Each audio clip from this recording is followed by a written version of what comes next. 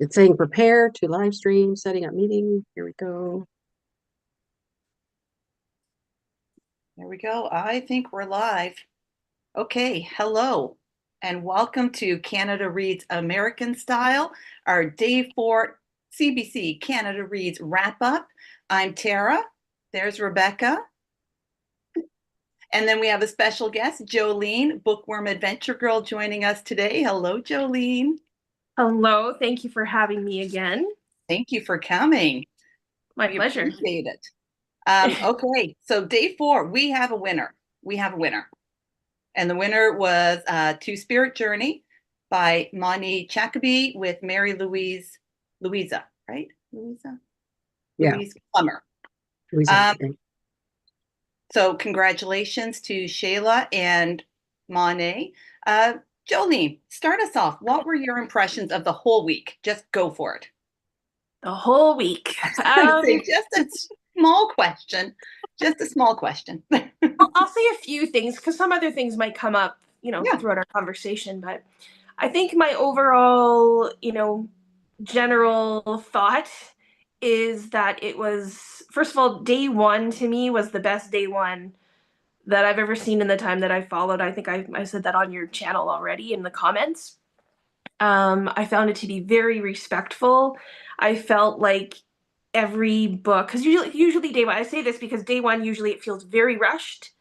And I feel like not all of the books have had a chance to really showcase themselves equally.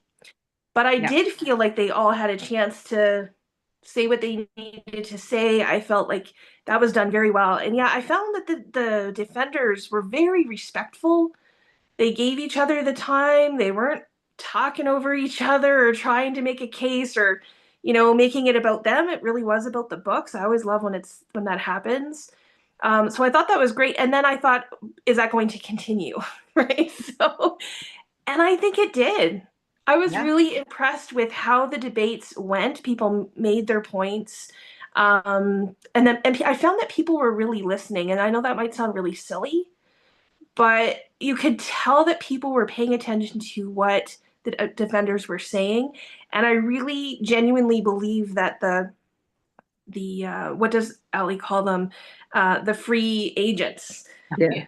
Were really taking their role seriously. Not that they haven't in the past, but I just felt it a different way this time.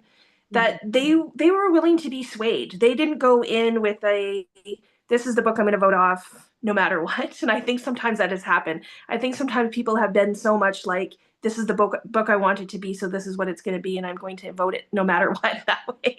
Yeah. And I think we were really open to that, and I loved that.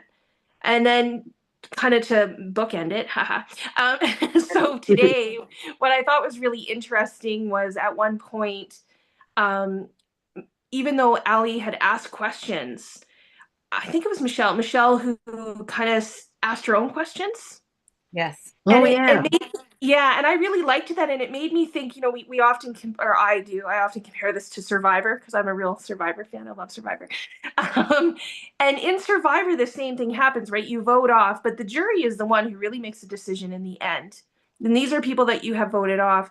And I thought they're actually the ones on Survivor that ask the questions and say, you need to convince me, here's what I need to know. And I thought that might be a really cool thing to do, at some point going forward, that instead of Ali asking questions, that you kind of turn it over to the free agents and say, you ask the questions that you need to know in order to pick the one book that everyone should read. Oh, I kind of like that idea. Yeah. So those are my like that. very general thoughts, but there were some really good debates. Like I really enjoyed it this year.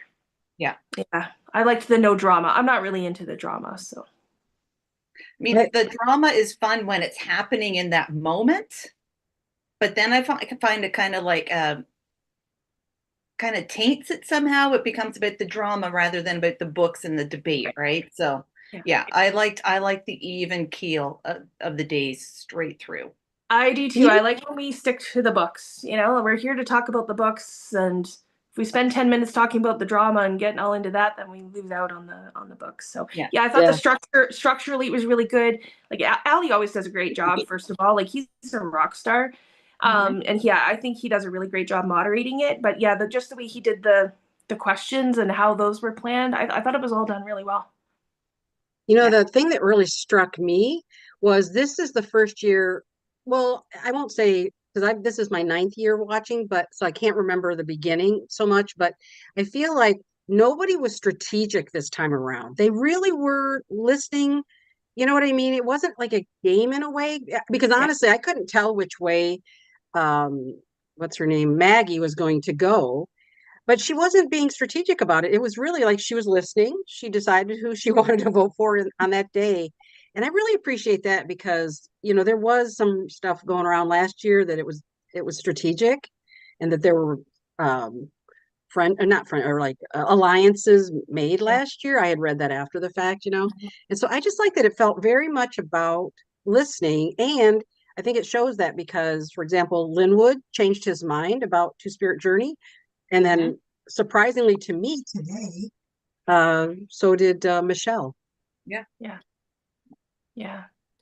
Was there anything? Oh, sorry. Go ahead, Jolene. No, I was going to say, I think that that's really what it should be about. We really should be finding the one book that all of Canada should read.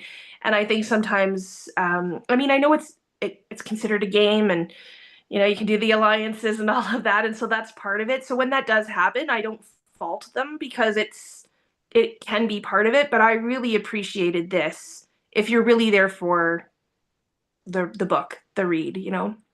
Yeah. So, sorry, Tara, go ahead. I cut you off there. No. Well, I'm going back to something that you'd said earlier about today's debate, how, like Michelle, how they were all involved in the conversation, because there have been previous years which have been wonderful. They've been like master classes in debate, which are really fun to watch.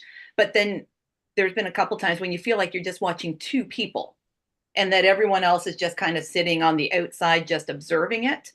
I really liked that it was all 5 of them were involved in this conversation today, right? And actually getting to that, making that decision as a group. Yeah. So overall, is everybody, because like I said, this is only my 9th one to watch. Is everybody sort of in agreement that it's kind of one of the best ones we've seen then, I assume? Yeah. I think one of the best ones when it comes to being respectful in the debates, and that people are giving equal opportunity to talk about their book. Yes. Yeah. Okay, so then the elephant in the room then a little bit. How about the 5 titles, right? So, I mean, how did you feel? And you don't have to go through each individual one or anything like that, but just overall, how did you feel of the 5 titles that we had to read this year, just in general? Yeah, I kind of you know, sometimes there's like 1 or 2 books, most times there's 1 or 2 books that I'm like, these are amazing, and I would tell everybody about them, and whether I had already read them or they would be new to me because of Canada Reads, and I would just fall in love with them. I didn't think that these were 5 books that represented the best of Canadian books. Yeah. I don't think they're bad books. I just think that they're not the best. And especially since they're starting to do the whole, you know, they did the romance last year, they did thriller this year. I have no issue with that either, but I think Linwood has said a couple of times now, like, it wasn't the best maybe representative to have for a thriller book for this competition. It doesn't mean that the book was necessarily bad or that, you know, it shouldn't be read. I don't mean it that way. I just mean for this kind of competition, we should be getting the best of the best out there. And the other thing too is they can pick from any time. You know, Etta, Otto, Russell, and James. This is my dog, Jax. That book's 10 years old. We've had books that are like even older, like classic Canadian books, and which is so wonderful because it's not like the other prizes, you know, like a literary prize where it's the books from that year. So we have so much that we can draw from that sometimes I'm like, this is what we chose, you know. And sometimes on the long list, I think that the long list has books, you know, that could have been maybe a better choice. And I know that the defenders choose the books themselves with a little bit of help from CBC, but ultimately I think it comes down to the book that they really do want to defend. And I wouldn't want someone to pick a book just because, well, they had to pick a book. I want them to be passionate about the book that they really are defending. But I do think there should be some kind of criteria in order for it to be on the show, because I think and I said this when I talked about the books on my own channel, that, Watch Out for Her was an easy vote off.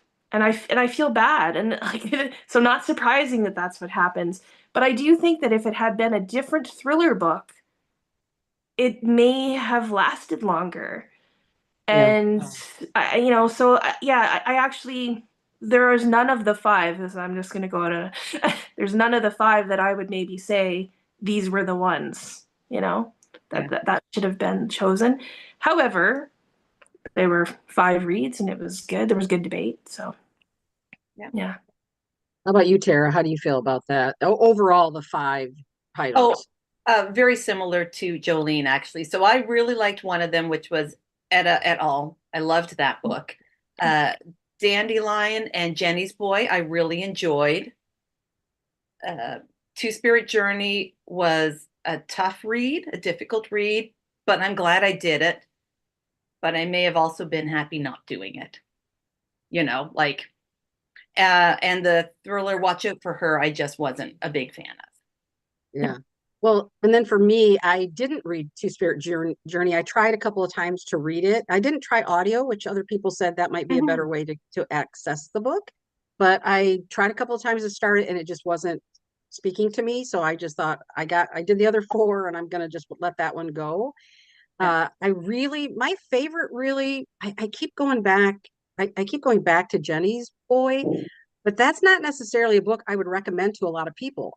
You know what I mean? It's such a hard subject, and either you believe in the humor or you don't. And if you don't, it's hard. It's hard to read. So that's why I feel like I kind of agree with everybody. Then it's like nothing really stood out as a great Canadian read, but I enjoyed the 4 that I read. Well, Watch Out for Her. I was telling Tara, I said, well, it's not the worst thing I've read. It's not the best thing I've read. It was okay. It was fine. And then we started talking about it. And then I was like, oh yeah, I didn't like that part and that part. And then I thought, oh my God, I think I kind of didn't like it, but I didn't realize that after I read it. I was just like, it's okay. Yeah. I kind of go back. I think it was Michelle who said on day 1 or 2, is this a book that I would give to all of my, or recommend to all of my friends? And to me, if we're looking for the one book that all of Canada should read, it needs to be the most accessible book, or the book that's going to, please the most amount of people. And I know we're never going to please everybody, and it's always going to be a thing, but and when she said that, I thought, well, if that's the criteria, which really kind of is, if you're going to make it about, the one book, then yeah, I'm not sure that that any of them would really be, up there for me. But yeah. I was surprised because both Michelle and Linwood were, they both agreed that Two-Spirit Journey was an important story that needed to be told. But as a book, as a read, it was not the kind of reading experience that they would recommend to people. Yeah. So I was kind of like, I knew I wasn't still totally sold that they would vote against Two-Spirit Journey today, but I still was surprised that they voted against Dandelion today. Me too. And I really wanted Dandelion to win.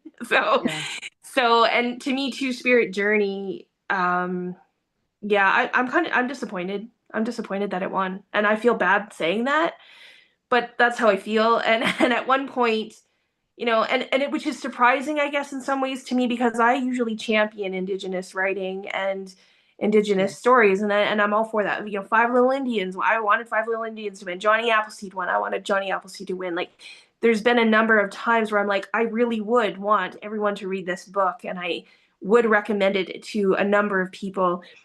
Two-Spirit Journey is not one of those books for me. And again, I think the same way as Linwood and Michelle, that it's a good book in that for truth and reconciliation. It definitely tells a story and has a voice that maybe some people haven't heard before. And all of those things are true. But to me, it was not as an accessible book, and it wasn't told in a way that most people would gravitate towards it or want to read it. And I just think, again, that there are other books that would be better than that one. But Michelle said that she was looking at it through a colonized mind. Yeah. And when she said that today, I thought, oh, well, then I'm probably doing the same thing. And does that mean that this should still be the book that should win? I don't know that that's still the case, though. So even though I might be looking at it through a colonized mind, and maybe I don't understand, I just think there's a way of telling the story, which we have seen in many other ways, from other Canada Reads books. So, yeah. I was talking to a friend today, and because my thing is, I mean, it's exactly what you're saying. And I said, I'll give you a great example. From the Ashes by Jesse Thistle is a book that's hard to read. It's painful. It tells about, his father missing and all of the things he went through to try to, get back on track and everything. And his, discovering his indigeneity and everything about it. And it's poetically written and it's beautiful. And so for me, I'm looking at it like, I need a book to be like that. Yeah. And I mean, not exactly, but I'm saying it needs that same sort of feeling for me to be able to say it deserves to win. I think all the things that people are saying, that it's an important thing, it needs to be documented for truth and reconciliation, all of those things, I 100% agree. But it still is a competition for a book all of Canada should read. And it just wasn't that for me. And I didn't even read it. So, I mean, I realize I'm being kind of a hypocrite because I didn't even read it. But I tried. I was thinking there might be a lot of people out there like me who will give it a try and then be like, I am not going to read it. So, Yeah. Sarah, anything else you want to add to that? No, I was going to say, I did find it interesting. I think it was yesterday's debate, and I'm going to paraphrase, but Michelle had referred to it as like an academic paper, which, an academic document kind of thing. And Shayla today referenced that, but I didn't really understand what she had said, what she was trying to get across. Yeah. I'm going to see if I can find it in my notes. But when she was speaking, addressed Michelle, and she had said, like, if I write my story, does that make it academic? I think she misunderstood Michelle's thoughts. Like, I think she maybe took it as that Michelle meant that any Indigenous story would be academic, which is not what I don't think Michelle was getting at. She was talking about more of the craft of how the story would be told. Yeah. And so I couldn't fully understand what Shayla was trying to get at with that comment, and I can't find it in my notes. Yeah. But I thought that was interesting, and just in that, I was like, Yeah, that part stood out for me too, because I was the same thing. Same way I thought, well, she didn't mean all Indigenous sort of memoirs are academic. Yeah. But like I said, if you put from the Ashes up against this, you're going to see a massive difference. And I think that would have been, yeah. Yeah. I did like at that, I think around the same time, it was when Michelle actually was one of the questions that she asked Shayla, if she thinks that people could take Ma-Nee's story out of context and pass judgment on it, which I thought was a really interesting question to ask. Except when she said that, what was fascinating to me was then with Dandelion, I thought we've all judged that mother. I mean, people on the panel said that mother, this and that. Jennie, the mother in Jennie's Boy, they passed judgment on her. So I was thinking, okay, did everybody realize we had two mothers that everybody judged during this competition? So yeah, I sort of felt like, I think it's easy to judge someone for something that is so outside of what you may have experienced in life. But that's where we're required, I hope, to open our minds a little bit and go, I can't imagine that mother and the pain she suffered or whatever, both Jennie and can't think of her name, Shawi, or I can't remember how to pronounce her name, but anyway. So I just thought that was interesting because they passed judgment on those two mothers. Yeah, I really liked Saïd made a comment at some point about fiction, that fiction gives you the opportunity to examine decisions that you may not have made yourself, so that others make, that you may not have made yourself in the same position. I thought that was like a really strong. I think Saïd made very strong arguments for Dandelion today, that he just somehow got overshadowed a little bit. But he made some really good arguments, and that was one of my favorites, actually. Yeah. Yeah, I think he did too. And I think when that was said, all I thought was, we can judge anybody in any book for any, just like they could be misunderstood in any of the books, and any, like, so I thought, yeah, I was kind of like, can we? Yes. Do we? Yeah. Yes. Like, you know. So yeah, I think, and especially if it is outside of what you already know, you know, like, I will say that I learned a lot from Two-Spirit Journey, and I did appreciate that. And I think that's also part of Truth and Reconciliation. It's not like, oh, I've read, you know, 1 or 2 Indigenous stories, I'm good, I've done my Truth and Reconciliation, now I get it. I think we do have to continue to read stories and books and listen to people's stories, and you know, really understand them, and we can always go deeper into that understanding. And so I did, that was, you know, an experience that I did have with it. But again, if someone was brand new to Truth and Reconciliation or brand new to Canada, you know, I don't know that that would be the book that I'd be like, you should probably read this one. Yeah. You know, so. Yeah, interesting. Okay, let me check my notes. Yeah, and I'm just checking to see if anyone is watching us, because I can't do it through the way the Zoom thing is. So I'm just going to check it out and see if anyone is watching and if anybody had any questions. So I did enjoy how they started off the hour this year with, like, asking each defendant why the wild cards should vote against the other book. I really like that little twist, like, because then you had to be like forceful and be like, this is why you shouldn't vote for this other book. And I really enjoyed the hearing that, especially Shayla. She was no holds barred. She did a really great boom, boom, boom, boom job of putting her book. Yeah. She did. And it's interesting that she did that, because supposedly, and I know, like, from they don't know those questions ahead of time. That's what I was wondering. And so I was like, she was on it. Like, she knew, like, they know the opening statement and they know the close, like, they know that kind of stuff. But from the past, like, I'm pretty sure Mark Tewksbury told me that they don't know those questions ahead of time, and you just have to be prepared. And he was just kind of prepared for, like, you know, here's the 4 or 5 different things that might come up, and then he just knew where to go depending on what they asked. So for her to do that, she was ready to take those points. And yeah. I always liked hearing Linwood's take on each question too, because he's very straightforward, but he would keep it short, and oftentimes he always found a good quality in both books, which I really appreciated. Yeah, I really like Linwood. I liked him before this, and that I like him even more now, I think. And happy birthday to Linwood too, by the way.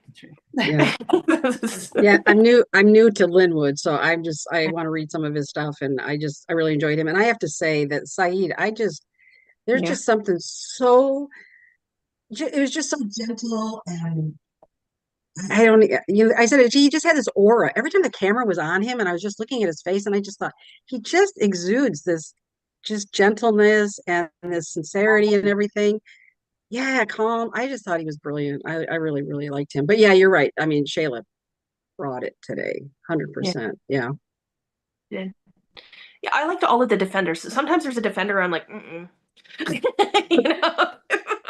Oh, we're gonna ask you later which ones. Yeah, but I'm like, but this year I'm like, I like them all, and not that I didn't like them, you know what I mean? Yeah. But where I'm just no, like, you're not really bringing anything to this game, like it's. But this year I think it was really good matches too to their books, which I think is good. Yeah. Anything else, Tara, on your list there? Let's see. Oh, then we had their discussion of home, what home means. Oh, I did like that discussion, actually. Again, especially for Saïd and Dandelion, for the discussion of home. I really like that. That was where Linwood, home is where you feel safe. I thought that was a good one. Where they have to let you in. It said, home is the place where they have to let you in. And it was gonna, I'm a huge, like, I love the theme of home. like, Mhm. because in my own life, it's a huge theme in my own life. And so when I read it in books, I'm very interested in it. And both books had, yeah, some very interesting things to say about home, or like they said, the absence of home and what that is. So Yeah. yeah, Well, then let's turn it on to you, Jolene. Of the yeah. 5 books, which one did you find most compelling in terms of a place of home, a sense of home? Sorry, I have one of my dogs growling at me. I think Dandelion. Yeah, for me, because that whole idea of her thinking about home, the whole idea of the mother thinking about home and always wanting to go back there and always wanted to go back there. And we don't know her whole story about what happened when she left and all of those things. But, like they said today, it was not the right decision. And it wasn't the right decision because home had changed. Home was no longer that place. And, they say you can never go home again. Like, it's never the same. You expect it Yeah. to be that same thing. And I've experienced that in my own life. When we moved from BC to Ontario, it was because my mom had been away from home, Ontario, for 25 years and wanted to go home and to be closer to family. And we were closer to family. And I love my family and we had a good life in Ontario, but it was never, I think, what she expected it to be. Mm. And so that was really hard. And even coming to Calgary, which I always say I came back home, even though I've never lived in Calgary before, the reason it's home is because it's the people that I came home to and that I'm now closer to. And it's not the same. I never expected it to be the same as it was when I was a kid. But that home, like I've always said, like my soul has been more settled in the time that I've been in Calgary again than it has been in 30 some years. So home is so many things. And yet I still call Ontario home. I still call BC home. I am home. When I go to people's homes that, maybe I've never even been there before, sometimes it's my home because of the people who are in it. And yeah, it can just be so many things. And I feel like that was in Dandelion, Yeah. and I think it was in Dandelion even for Lily, who after her, the mother leaves. And it's not until she's older where she kind of goes, okay, but I need that. And it's not described this way, but she needed her mother. She needed Mhm. that home feeling. Like, where is your home if you don't belong in certain places or you're not sure where you belong or you belong in so I think that it's all there, even if it wasn't always articulated in that way. I felt that the theme was really strong in that book. And yeah, plus I just like that book. So yeah. It just dawned on me, all three of us have lived, we were born somewhere, we lived somewhere else, and that idea of home would be different. I mean, is really different. Because I still say Sacramento is home. Like I've Yeah. been back here 10 years in Michigan, and I grew up here, but I was 30 years in California. So California still on some level feels like home. Yeah. Mhm. And then you, Tara, with your background too, of starting out in Newfoundland and Yeah, we always I refer to Newfoundland as home, even though I Mhm. haven't lived there for, I think it's been like 30 years. yeah. That means I'm getting old. Anyways, yeah, it's been like 30 years since I moved away. And then a second home would be like New Brunswick. So I went to university in New Brunswick, and that's where I met my husband. And if when we go back to visit in the summertime, we always say that we're going home, even though he has no family left there now, we're still going home. And we may Yeah. retire back home, like it's Yeah. very weird. But yet our family home is right here in Ontario. Yeah. And it's interesting because I just moved, as everyone can see, because I'm still in a bit of a mess. But and somebody said to me, "How's the new place? Like, are you settling in?" I'm like, "Oh, I have so much unpacking to do." And like, I'm not normally when I move within 2 or 3 days, I look like I've lived there forever, and that is not happening this time. And I just said to one person, I said, it's not home yet. It will be, but it's not yet. It doesn't mean I don't like the place. It doesn't mean it's not where I sleep here at night. It's all good, but it's not home yet. It doesn't have that home feel. Yeah. We're working on it. So yeah, it'll come. But yeah, Yeah. I think home can be so many things, and you can Yeah. have many different ways of expressing home in your life. And yeah. Yeah. Okay, Well, now and I hope that you've made me like ache for Dandelion a little bit more with all of what you just said, because it's true. I mean, like I said, I had one little issue with the with the book, and that's all. It's minor, but I really did enjoy that book. So I felt that book. I think that's the difference for me. Like I really felt that book. I really felt the characters, and I didn't have very much feeling when it came to Two Spirit Journey, and I think that that's the difference. I like to feel like I've been enveloped in the story some way, and I could have that with almost all of them, I would say, except for a Two Spirit Journey. So to me, it's like I told you this story, you have all the information, you're good, right? And it's like that's how I feel. But then I'm like, but this person held my hand and walked me through that story, and that's what I want when I'm reading a book. And that Two um, Spirit didn't do that for me. Yeah. Yeah, that's yeah, beautiful, that's a good Jolene. point. That's it. Yeah, Yeah. So that's why I'm a little disappointed, but that's okay. yeah, It's okay because all 5 books will be read. You know, like it's Yeah. people will read them and they'll find their own ones that they like. So it's all good. yeah, yeah. I do like this topic of home because even thinking of the thriller, Watch Out for Her, even has Mhm. like this sense of home, like the moving from BC to Ontario and having someone watch you in your home, like the home becomes unsafe and Yeah. stuff. Yeah, I like that. I'm thinking of Yeah. all of them now in terms of home. I know there's tons. I know I Yeah. can talk about that theme forever because it's Yeah, it's a good one. like is it a place? Is it a person? Is it, you know? And the thing is, it's all of Is it those. a feeling? Yeah. Yes, exactly. Yeah. Yeah. Yeah. Well, it was a good year. It was a good year. It was. It Yeah. was. Yeah. And we will be talking to Ali tomorrow. We're doing a live with him tomorrow at 2 p.m. Friday, 2 p.m. Eastern Daylight Time. It's nice to Okay. say daylight. But anyway, one of our questions actually is about whether or not they have the questions in advance. And I know you said Mark said they don't, but I mean, I felt like, and especially, I think there was even one that Saïd answered that I felt like, damn, I feel like and this wasn't like one that was prepared, supposed to be prepared, but I felt like he looked down at something and just started like being very eloquent about something. And I thought, oh, maybe they do get the questions in advance because Shayla was on top of everything, so much. So, but anyway, we are gonna ask him that question anyway tomorrow, but Oh, we'll see if good. anything Yeah. we'll see Yeah. if anything changed, but maybe it's Yeah, only and been a maybe it couple of has. years. Maybe it Yeah, has changed and there's been, some structured difference there because it seems that they've been listening. I don't know. Yeah. It seems like they're taking some cues from, the conversation that happens online and things like that mhm, because just of how the structure was this year, I definitely felt a difference. Yeah. But yeah, I'm pretty sure that Mark had said that they don't have the questions ahead of time. Like yeah, they knew one or two things, like they knew about the opening and closing and maybe one question or something at the beginning. But maybe yeah, either maybe I misunderstood that or changed. that it's, Could have changed. yeah, or the Yeah. other. And if Yeah, it and I didn't think for, change, they were I slick. They were slick if they didn't change it because I'm not kidding you. I felt like they just went like, I mean, I would have been panicking inside. Like internally, I would have been, or externally, I would have been sweating anyway. And then if yeah. they asked that question, it would have still taken me a minute. But the two of them just seemed on top of everything. Dang. I and I remember Mark being like that. I think that's why I asked that question. Like he was so prepared, right? Like Yeah. he just still stands out for me on that.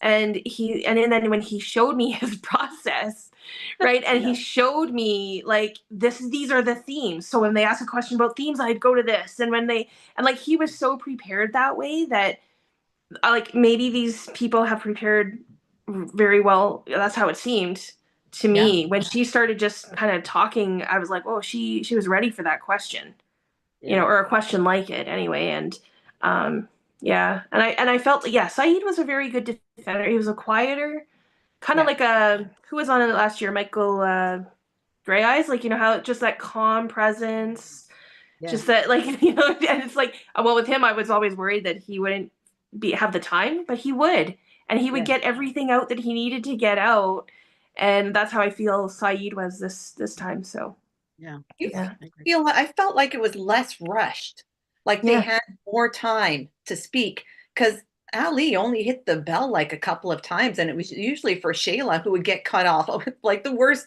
actually, at kind of the worst times, but also always when she was talking about her voice or someone's voice being silenced, that's when Ali would go, "Ding." But that really only happened a few times. It was like, I don't know if they really just gave them more time or just the way, like you said, they restructured it, but it had a much more relaxed flow to it. And it felt like it was longer than an hour because I was sitting there. You know what I mean? I felt like at one point I looked at the clock and I thought, oh my gosh, there's still time left. But it just felt like it felt like they were taking their time and being able to talk. And nobody really cut anybody off, and everybody seemed to get out what they wanted to say. It was just really, yeah, it was it's kind of like Mark is still my all-time favorite defender because of how well prepared and his little binder and all that. Like, I think Yes. he'll always be my standard for like a great defender. This Yeah. episode, this week might be my Like the that. bar that they're gonna have to, yeah, going forward. Yeah. Yeah. Yeah, because it was, I know, like you were saying earlier in the week that, everyone's being polite. And I thought, oh, is this just like a Canadian thing where everybody's just being nice to each other? And then I thought, even if it is, and I don't know whether it is or not, because I probably be a good, I'm too in it, so what do I know? but I think that, like everybody, but I think beyond that, it was just, they were still debating. And Yeah. from day one, and I will say this too, day one, people got some good, punches in there without it feeling like people were being punched, like they got some good key points. And I was like, wow, day one, and you're bringing that up already. I didn't think people would, like, especially with the writing of Two-Spirit Journey. A Yeah. couple things were brought up, and I'm like, oh, we're going there already. Yeah. Sometimes that would have been left, till the end, or that would have maybe never been brought up at all because people didn't want to, but no, I thought it was really well done. And yeah, it was definitely a good example of how it can be done in a kind, respectful way. Yeah. All right. Is that, There you go. do you have anything else, Tara, or are we good? No, I don't think so. Any wishes or hopes for next season? Or what books you would like to see? Or Oh, I don't, that's always a hard one. yes, like any 'Cause you have, genre, like, they've been going with genre. Any new genre Oh, that if you they go think with the you'd like to genre. see? That's a good question. Like maybe a really good historical fiction. Hmm. Oh, I got to put it out there right now. I am telling you right now, if you want an amazing, because I'm not a romance person, I don't really like them, but a okay. wonderful romance, Canadian history, so freaking well documented in Ontario in I can't remember, sometime maybe the late 1800s, I think it is.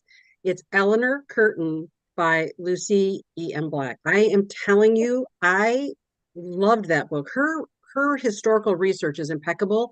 She also wrote the Brickworks. But to me, I would love to see that because it is a romance, not a formulaic romance, but it's absolutely a romance because it's about this young woman who comes from Ireland.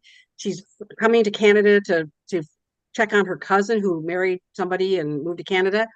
And she meets the local doctor. And let me tell you something, but it's a community. That's why I'm saying you could argue that book so well because it's about the community. It's about the setting of Ontario at that time period. She's a strong female character. Anyway, that one, I want to see that one. I'm just That saying. sounds really good. I think I have Brickworks on my TBR because of you. Yeah. So now I'll have to add that one as well. And I think those are the kind of books that, if we're going to do genres, that's what you want. You want something with a little bit of meat. Yeah. Yep. Right. Because I found that even Maggie's defense of Watch Out for Her, it was weak, because it was like, well, it'll get you back into reading because it helped get me back into reading, and which is a wonderful thing, but that's not what Canada Reads is looking for if you're in a competition. It's not enough, right? Yeah. And escapism, yes, people read to escape all the time. Like, that's a wonderful thing. But that's not enough. Like, you need to be able to go into the meat. And I don't, to me, there was no meat in the Watch Out for Her to really get into those kind of conversations. So, yeah, so something like that sounds like you totally could. So I'm going to just put a little bug in Allie's ear, and then I'm going to send a message to the producers at CBC Books and just hope that they can at least slide it in there and let somebody maybe have an opportunity to check it out. Yeah. Because there's so much in, I mean, there's intimate partner violence. I mean, there's all kinds of subjects within it. So I think it would be a perfect romance for Canada Reads. Have either of you read any of the books that were on the long list this year that you would have liked to have seen on the short list that you think might have been? Did I you, ended Tara? The Other Valley. Oh, You yeah. did read it? I was, Yeah. yeah, because I was really excited to see that on the long list because Yeah, I'd me heard too. that. So I think actually would have made a great book for the short list for Canada Reads because Mhm. it was full of that had lots of stuff in it. Yeah, I've read that, and I've read Becoming a Matriarch, Oh, which Oh, okay. yeah. I think. yeah, That's the one I wanted to read. Yeah. which I also think would have been really good for Canada Reads, and yeah, it has some really cool, obviously motherhood themes, but just grief, and yeah, there's just a lot of things in it that would be really good. But yeah, I was just wondering because sometimes I look back and I go, those were where some of the gems were, you know. So I remember, I yeah. can't remember all of the long list, but I remember being very excited for the long list. Mhm. And then the short list, I was kind of like, oh, Yeah, that's that's not kind of how I what I felt was too. expecting. Yeah. That's Yeah. how I felt too. I Well, think and I look will at it try this way. another. Go No, go ahead. ahead. I was gonna say I think I will try another Emma Hooper book. Yes. Because I did enjoy that book. So yeah, so it's still like it's it wasn't a loss or anything. There's still other No. books and things I think I'll check out. Yeah. Sorry, Rebecca, what were you gonna say?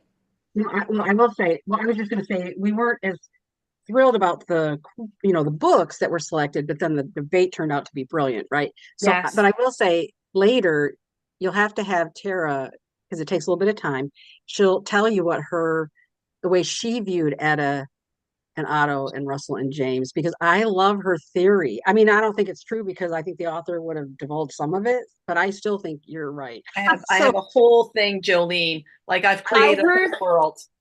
I heard a little bit about it in my book club because someone who's in my book club had heard Oh. your story, Oh, and so I heard a little bit, and I thought, oh, that's very intriguing.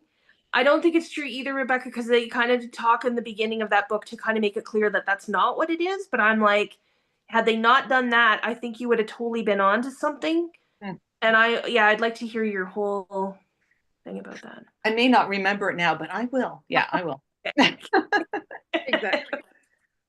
I needed to. I needed with that book. I loved it, but I needed to create something that explained it all for me. Yes. No, but I would argue though, part of it was you were reading it for a second time, and because you Yeah. already kind of knew what happened, you were looking at the story a little bit different and seeing things that maybe we wouldn't see on a first pass. So that's why I thought it was kind of That's true fascinating, too. is that she had that background already. And anyway, I loved her idea. I thought it was brilliant. So Yeah. Thank you. No, it is. I do It's think really, I'm right too. So it I do think doesn't. too. I do too. I really do. I told her I'm going to reread the book and I'm going to think of what she said, and that's how I'm going to read the book next time. So yeah. I love books. I love books. Yep. I love books like that you can just kind of like interpret and move things around and just it's awesome. yeah. I love books that, like, say the three of us read it. Well, we had this happen. Yeah, you remember, Rebecca, I'm where trying to remember we which one. Red Chesterfield, where like Yeah. we all read the same book, and we all got something so completely different from it, or like at least a part of it, where you're like, oh, I thought it was this. No, I thought it was Yes. this. No, I thought it was this, and you're like, oh, and that just brings so much more to it, and it just Yeah. and I think Etta and Otto and Russell and James is that kind of book too. So yeah. They're fun. All right. Well, There. so we hope anyway, Jolene, thank you so much for joining us again this year. We Thank you love for having having you me. back every year because we've been doing this with you for so long, and we hope that Oh, you'll be with us again next year. And thank you so much. And everybody, please, tomorrow, if you aren't able to watch us live with Ali at 2 p.m. Eastern Daylight Time, then it'll be up anyway, and you can watch it later at your leisure. So that'll close out our Canada Reads content for this year. always a pleasure. Thank you, friends, for having me. Thank you, Jolene.